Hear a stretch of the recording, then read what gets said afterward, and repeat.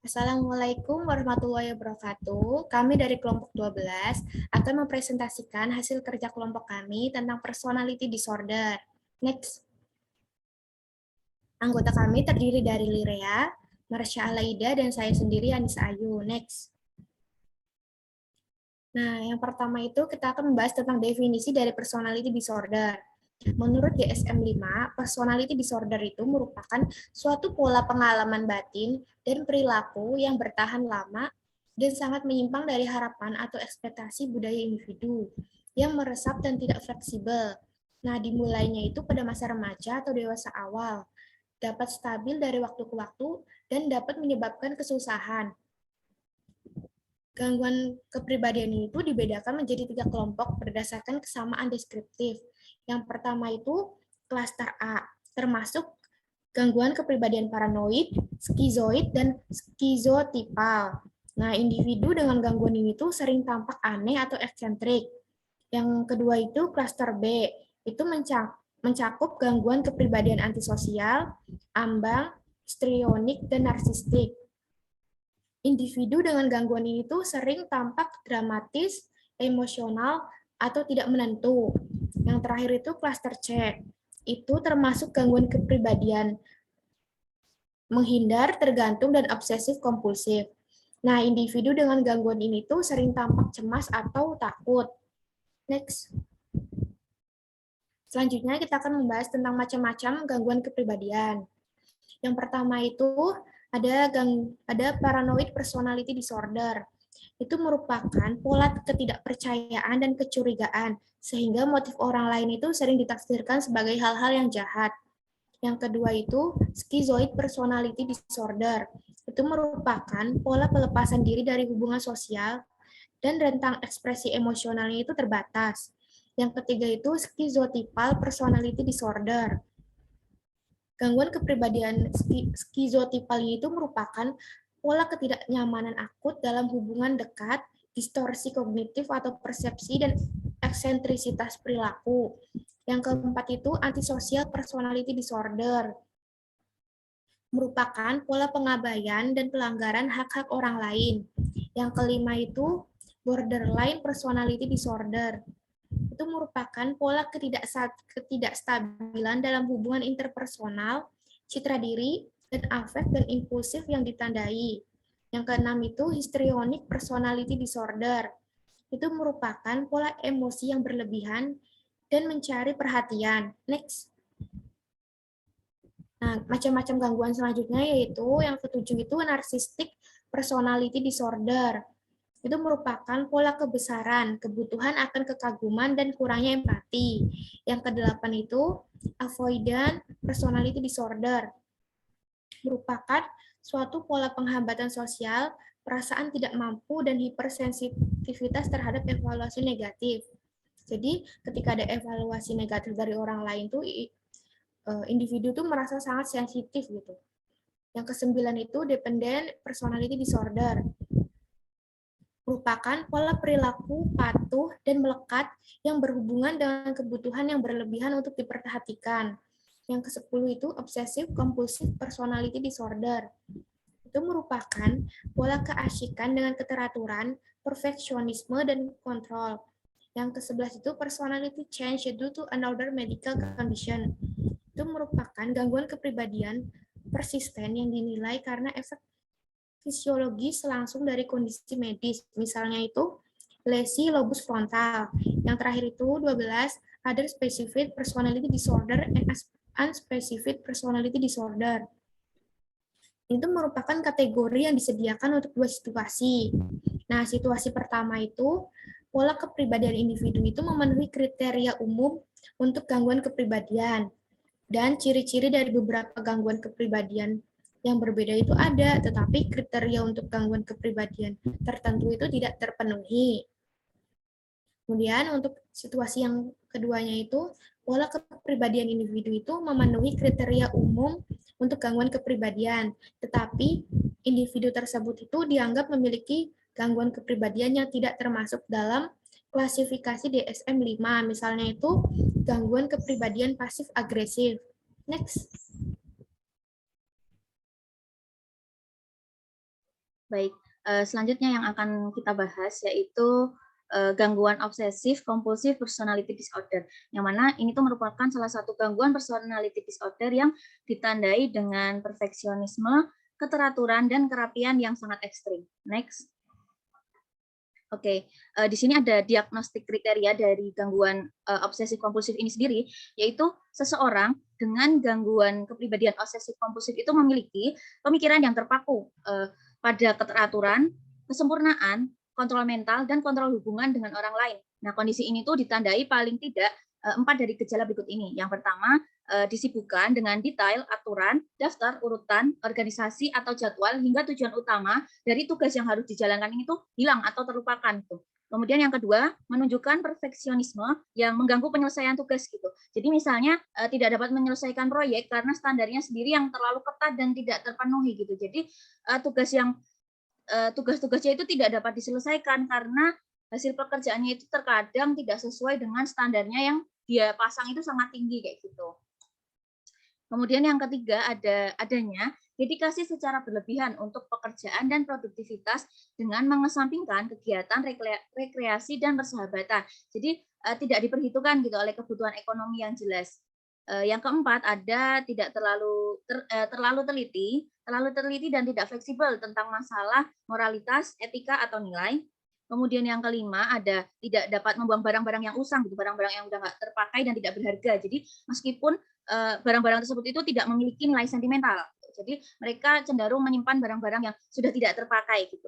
Kemudian yang keenam, segan untuk mendelegasikan tugas atau bekerja dengan orang lain karena kecuali kalau mereka itu orang-orang itu tuh mau mengikuti atau tunduk pada caranya individu ini tuh untuk melakukan sesuatu tersebut gitu. Kemudian yang ketujuh ada mengadopsi gaya belanja yang kikir terhadap diri sendiri dan orang lain. Jadi bisa dibilang tuh mereka tidak rela dalam menggunakan uang. Jadi uang dipandang sebagai sesuatu yang harus ditimbun untuk masa depan kayak gitu. Jadi mereka nggak mau atau sulit dalam mengeluarkan uang kayak gitu. Kemudian yang kedelapan ada menunjukkan kekakuan dan juga keras kepala. Next. Oke, selanjutnya ada diagnostic features. Yang pertama ada berhati-hati dan rentan terhadap pengulangan. Jadi individu dengan OCPD ini tuh sangat memberikan perhatian yang luar biasa terhadap detail dan berulang kali memeriksa kesalahan. Jadi hal ini tuh dapat menyebabkan orang lain tuh kayak merasa terganggu dengan penundaan yang dilakukan oleh individu ini gitu. Karena individu ini tuh akan cenderung mengulang-mengulang gitu. Jadi berusaha untuk meminimalisir banget ke sebuah kesalahan gitu.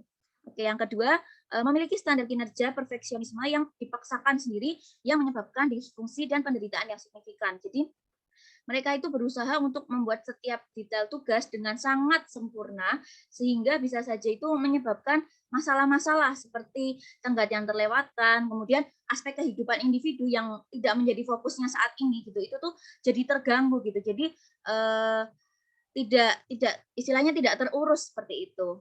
Kemudian yang ketiga ada terus menunda kegiatan yang menyenangkan seperti liburan. Jadi mereka itu tuh merasa tidak nyaman gitu ketika mereka tuh bersantai-santai gitu. Mereka melakukan liburan. Jadi kecuali mereka itu membawa sesuatu untuk dikerjakan gitu. Jadi mereka tetap liburan tapi tetap membawa sesuatu untuk dikerjakan gitu. Nah mereka akan merasa nyaman, lebih nyaman seperti itu gitu. Jadi mereka juga merasa tidak akan membuang waktu dengan liburan kayak gitu. Selanjutnya ada memaksa diri sendiri dan orang lain untuk mengikuti prinsip moral yang kaku dan standar kinerja yang sangat ketat. Jadi bahkan mereka ini mengkritik diri sendiri gitu ketika mereka itu melakukan kesalahan. Jadi mereka kayak tidak ada kata ampun gitu untuk sebuah kesalahan gitu. Oke, selanjutnya yang kelima ada menganggap membuang barang itu tuh sebagai pemborosan. Jadi seperti yang udah dijelaskan tadi, mereka tuh merasa bahwa suatu barang yang akan mereka buang tuh akan memiliki nilai manfaat gitu di masa yang akan datang gitu, di masa mendatang. Jadi mereka tuh menganggap bahwa nggak boleh buang barang yang sudah tidak terpakai gitu, karena mereka merasa barang itu tuh masih punya manfaat gitu. Oke, yang terakhir ada kesulitan mengikuti ide orang lain karena mereka itu dengan keras kepala dan tidak masuk akal itu merasa bahwa segala sesuatu itu harus dilakukan dengan cara mereka dan merasa bahwa orang-orang itu tuh harus menyesuaikan diri dengan cara mereka dalam melakukan sesuatu. Jadi individu ini tuh kayak sulit untuk mengikuti orang lain. Jadi individu ini tuh memaksakan orang lain untuk mengikuti dirinya kayak gitu. Next.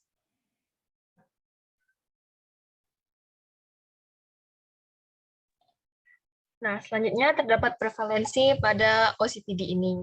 Jadi, obsessive compulsive personality disorder ini merupakan salah satu gangguan kepribadian yang umum terjadi dalam sebuah populasi.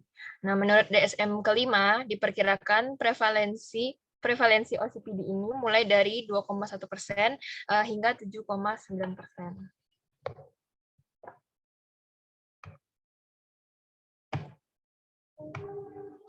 Nah, berikut terdapat video YouTube yang berjudul The Surprising Symptoms of Obsessive Compulsive Personality Disorder.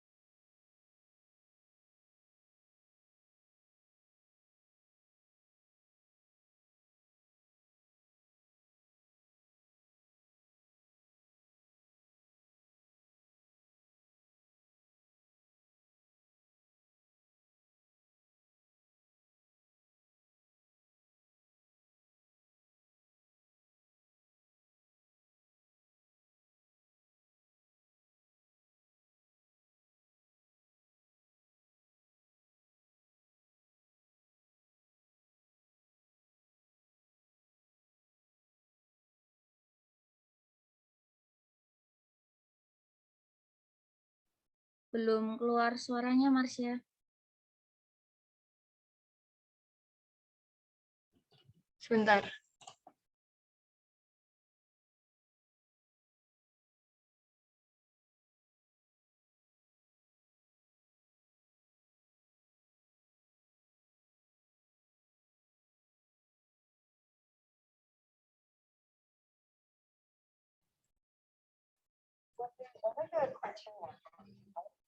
Apakah sudah terdengar? Udah.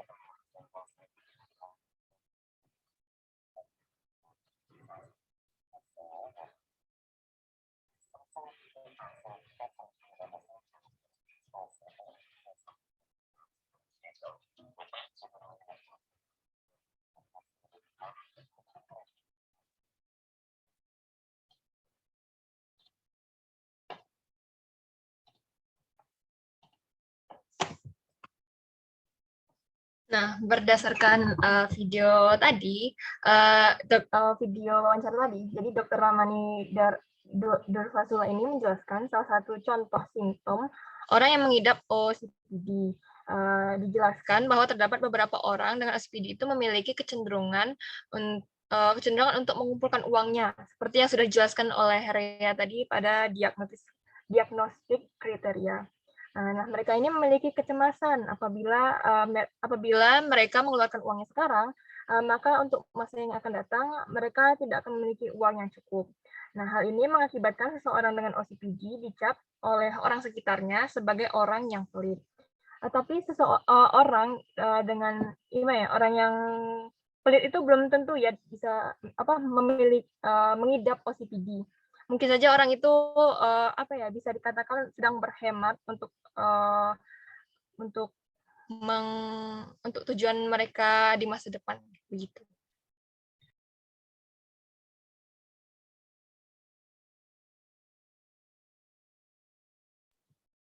Nah, sekian dari kelompok 12 mengenai personality disorder. Terima kasih atas perhatiannya. Wassalamualaikum warahmatullahi wabarakatuh.